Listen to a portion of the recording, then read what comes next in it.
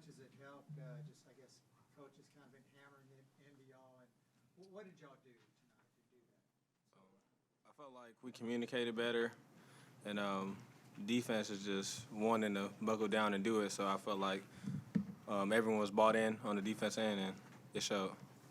And how important, what y'all got off to a 13-0 start, how important is that?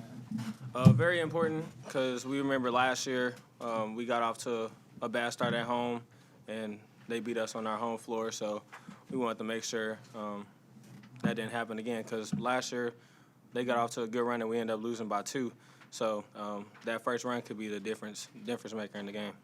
Flo, 6 for 6 from the free throw line tonight. How did it feel to see the Is that a question? I mean, just confidence in my teammate. I work on my free throws a lot, especially after practice. And the reality is just got to knock it down and those points count. So. Flo, did you or the coaches kind of change anything in your approach at all leading into this game, or was stuff just working for you tonight? Not necessarily. I mean, it's just about getting the guys who are open shots and moving the ball movement, P squared, like Coach likes to says, and everything else will take care of itself. I mean, that's about it. What'd you do rebounding-wise? Y'all won that category by 11. What did y'all work on? What did y'all do? I mean, I give credit more so to the 4 and the 3. I mean, obviously the 5 always has to rebound, and a lot of time they try to double team me on the board, so that always gives like a 3-man ability to get a few rebounds.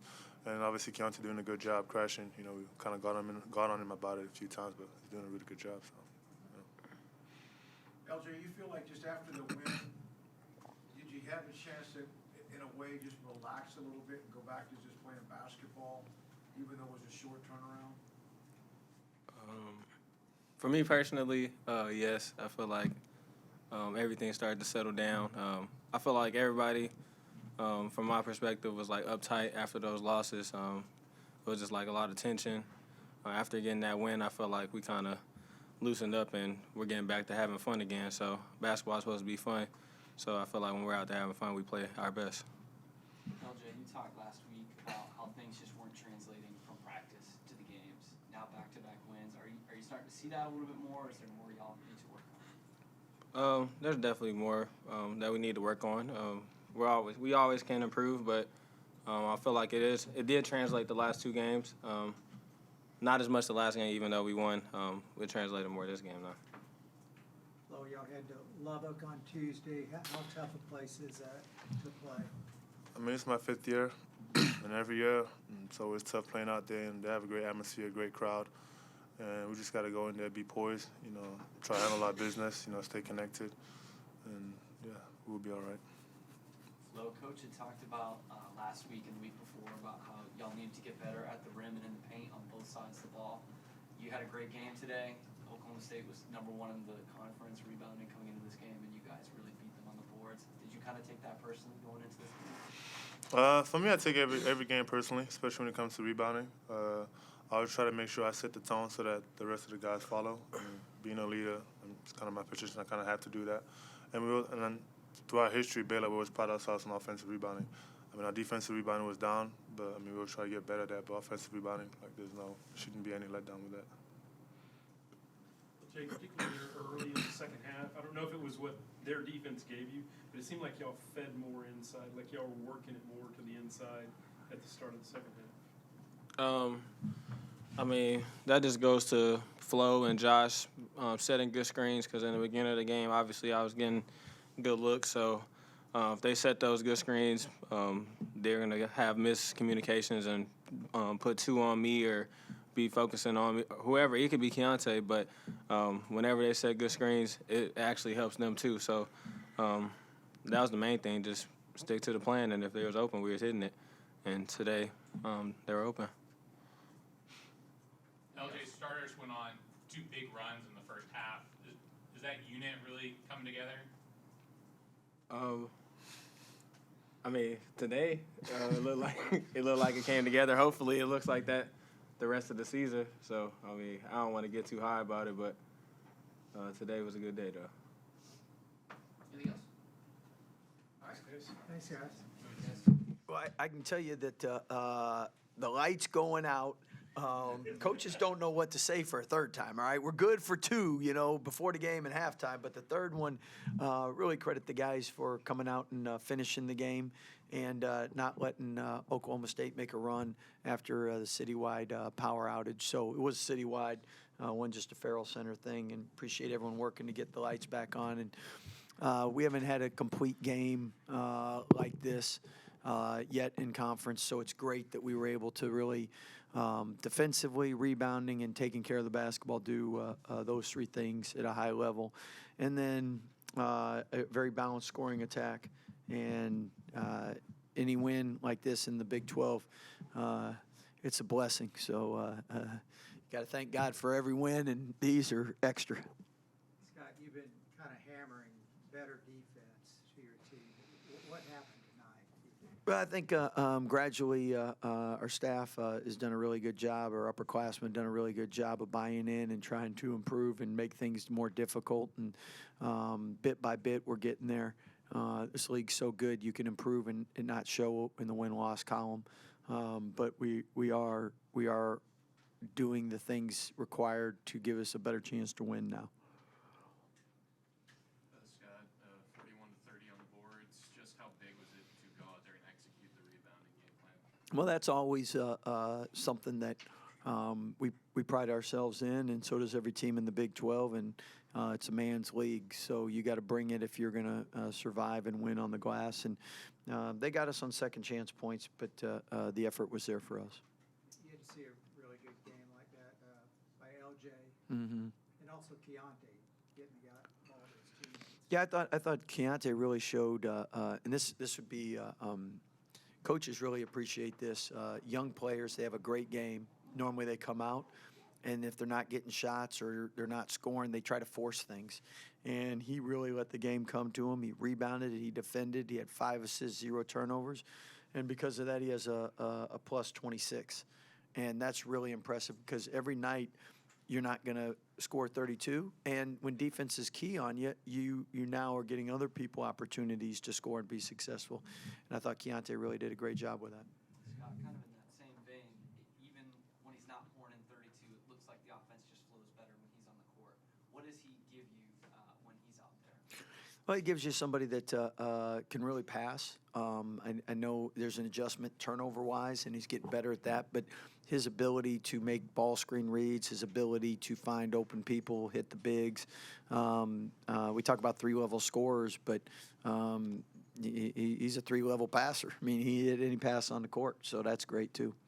Scott, about the 14-minute mark, you guys were up 14. You subbed 4 new guys in, and they went on that big long run. Where was the disconnect with that second group? Well, I think we didn't.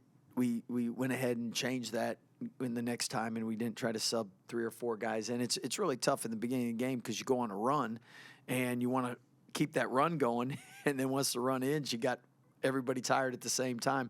And it's really hard coming in with 4 guys in because you're not in the field. So I mean, in hindsight, I should have done a better job subbing a little bit quicker, so we wouldn't have just thrown 4 guys in. So a lot of times we learn as everyone learns because in practice you don't really simulate those things, because you're a lot of times playing best on best, and this time of year you don't practice a lot of stuff in game, and our teams will continue to evolve, continue to hopefully get better at finding rotations at work. And we're blessed to have multiple guys that can come in. And the bench has done a great job in practice preparing us. And because of that, we've been successful. Kind of on the opposite side of that, the starting 5 seem very effective playing together. Yeah, and some games you look, and in the box score, starting 5 might be close to even, and the bench is +8, +10. I mean, we've had games like that. So every game's different. You always want to have more options than less options. As the year goes on, you tend to tighten your rotations more. Teams go from playing maybe 10 or 11 in the beginning of the year to 8 or 7, 6. You can look across all the box scores, and with us, we've been really blessed the last couple of years to have a starting rotation where we've had so many great players coming off the bench that we really won when we got to the other team's bench, and so we'll keep mix and match and finding ways to be successful because every team's different. Scott, LJ said that he felt like the team probably was able to play and just enjoy the game after winning that game earlier in the week. Kind of, did you feel that they just were, maybe just took a deep breath? Well, I think, I mean, coaches always know how important confidence is, and you can't fake it. And when you're over in conference, you're not playing well.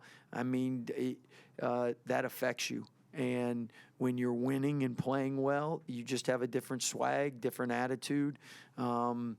I mean, we all face it every day in work. Like we get a promotion or something. You go in, you just got a different bounce in your step. You know, you're just nicer to people. You're better. And this league's so tough because it doesn't allow you to sustain momentum because there's very few teams that have 6, 8, 10-game winning streaks in the Big 12. Now this year maybe a team will, but on most part it's win 1, lose 1, win 2, lose 2.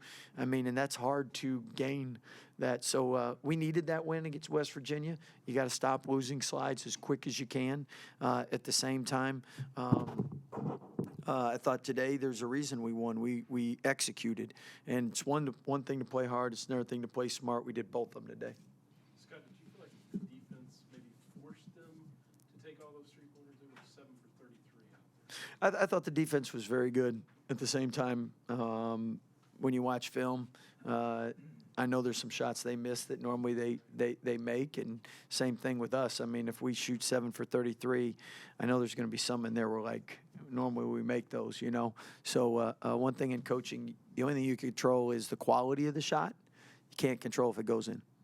Scott, we won't see you before you go to Lubbock, so what do you expect from a Mark Adams team? Well, I'm hoping their game right now goes to 5 overtimes and or 6. But I mean, everyone knows how good they are defensively. Everyone knows how crazy the atmosphere is down there, and you gotta. It's hard to win on the road, and we're going to have to really be focused, prepared. They have a lot of newer guys as we do, and you have a higher ceiling, but sometimes it's tough when you start out conference, and I think both of us face that at the same time.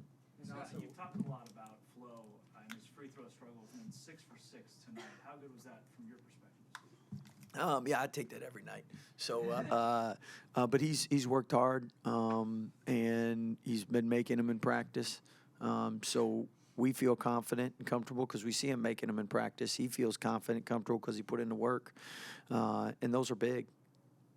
Coach, going off a win streak, we talked about it yesterday, going from a losing streak to 2 back-to-back, what's going to be the key to keep that momentum going into Lubbock? Well, I think it starts with the prep, and we had great prep coming into this game. And if you have a great prep, it gives you a chance to be successful. And so play on Tuesday. Hopefully the guys get a good night's rest, get good food. Staff does a good job making sure we're ready tomorrow to get them better and improve and know what they got to do to get a win in Lubbock. Scott, you had talked about the first couple games, you just weren't winning in the paint. And a little bit more about Flo. What did he change? He looked great today in ball denial.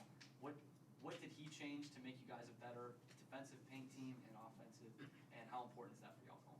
I think our ball screen defense has improved.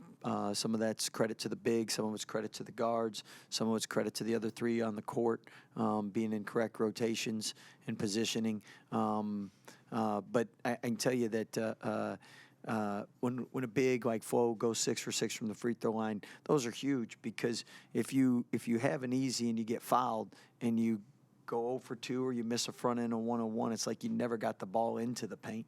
When you make them, it's just a different feeling, and it puts pressure on the defense. And you can't be successful just with an outside attack. You have to have that inside. And I thought we've done a good job getting the free throw line, and our guards done a good job driving it, and our bigs are getting better at finishing, and our guards are getting better at getting them where they need the ball. Oklahoma State had just 2 steals tonight. You happy with how your guards handled the ball? Most definitely. Last year they came in here and had a ton of steals against us and left Waco with the win. What was your message in that second halftime, I guess? Oh. Was there any specific message to him going back out? I think you were up 25. Maybe. Yeah, we'll keep that one secret. Just in case the lights go out again. Scott, you said last week that we would get better sleep than you after that Boston Conference, you gonna get a better night's sleep than us tonight? Yeah, I think I will tonight. Yeah. Appreciate that. Thank you. Thank you, guys.